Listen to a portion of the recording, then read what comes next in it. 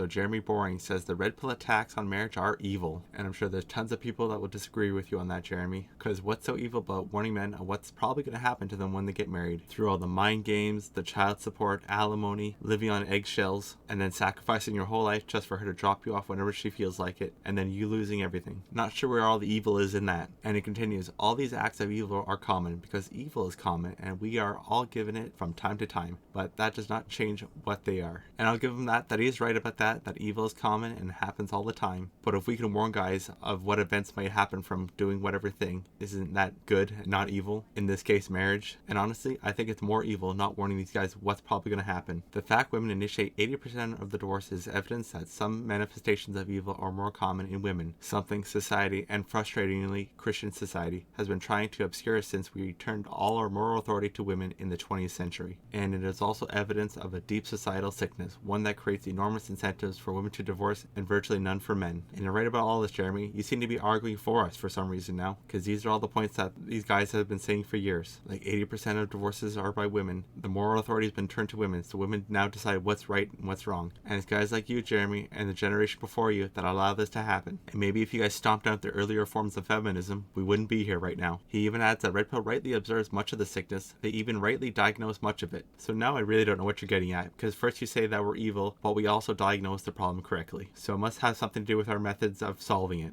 As you look down, of course he blames us for it, saying that we turned on the institution itself, an institution fundamentally to human flourishing, male flourishing, and the flourishing of children, and the flourishing of society, an institution that is, when rightly ordered, the great metaphor of our relationship with Christ. And there it is, the trad cucks blaming us. But here's the problem, Jeremy, we didn't turn our backs on marriage, women did, by giving them access to whatever man they want, through social media, giving them jobs that they're most likely not qualified for, and giving them the ability to divorce whenever they want, with the added bonus of giving them the kids automatically. So no, Jeremy, it wasn't us who turned our back on the institution, it was women. Marriage makes men men. Marriage saves men, and is the picture of the salvation of men. But we must not abandon marriage. To abandon marriage is to abandon the fight beneath the fight on which all other fights are premised. Anti-marriage is anti-life. We cannot be conservative and anti-marriage. And again, Jeremy, you're just pointing the finger at us when we're not the ones doing it, because now women have access to all the top chads and can make enough money to live, and have a general standards of 666 that a lot of men don't even make, so they basically don't exist to them until they get into their late 30s and have like 3 kids. And what kind of deal is that for a guy? No thanks. So you couldn't be any more wrong about this. Marriage was abandoned a long time ago, way before any of these red pill guys showed up. And you just telling us, come on guys, just come back. We know none of the laws have changed, but just come on back to that plantation. And try to shame us with, well, that's what real men do, isn't going to work. Because that 1952 version of the ideal man is gone, and we're never going back to it. And honestly, I really think all these arguments are pretty goofy, because all these guys are just looking in the past. They aren't looking in the future. Because we all know in the very short future, everybody's going to be dating their AIs on their phones. And in maybe 20, 25 years, they'll have full-size robots in their house. And there's no amount of shaming and red pill bad is going to change that. And Jeremy is just part of a group of guys that are still using cart and buggy when the car is rolling out. But unfortunately, Jeremy, you're just too late. But I don't think anybody could have stopped this anyways. So instead of trying to hit reverse, maybe you should hit the accelerator and just try to steer us the best way we can. Because the only way I see is going forward and doing your best to avoid the pitfalls and try to live the best life you can live for yourself. And that may not include marriage or kids, because no one's guaranteed that. And just because you were born doesn't mean you get to procreate or have that 1952 ideal version of marriage. But if you really want that, that is still possible, but it isn't in North America. And that's one of the few things the passport bros get right, because a lot of other countries give the leverage back to men. But what they don't get right is that it's not some utopia of virgins and submissive women, because women are still going to be women. They just don't have the government to back them up anymore, and you'll still have to deal with the same BS you have to deal with here. And that's the advice I think these trad guys should be giving out, because they all know that marriage here sucks, but yet they still push it. So why not just push it somewhere else? But we know why, because they don't actually want you to be happy. They just want to sell you on this idea like snake oil and then collect the money without offering you any solutions that are actually going to work, and then demonize the guys that actually offer you solutions. But to be fair, there are a lot of red pill grifters in here too that are basically the same coin but a different side. So with all these guys telling you which way is the best, of course people are confused. But like always for men, you're responsible for you, and you'll have to sort through all these people to figure out what solution best works for you, because there's no one size fits all solution. And that's where I think Jeremy really gets wrong with all this. He thinks his way is the only way, even though he knows all the stats and all the pitfalls and everything wrong with marriage today. Yet he still chooses to send men to that meat grinder, even though there's a variety of new ways that men can get married today that can look something like he's pushing. Yet he's still pushing the old ways that don't work anymore. And that's why I don't think these trad guys like Jeremy or Jordan Peterson really have your best interest when it comes down to this. Because if they did, they'd find better solutions for this. Other than, I know the laws suck, guys, and you have an 80% chance of her leaving you, taking your kids, and making sure you really can't earn a livable income anymore. But don't worry about all that, just get married. And if that's what you really want for us, Jeremy, better get going on changing those laws or offering us a better deal.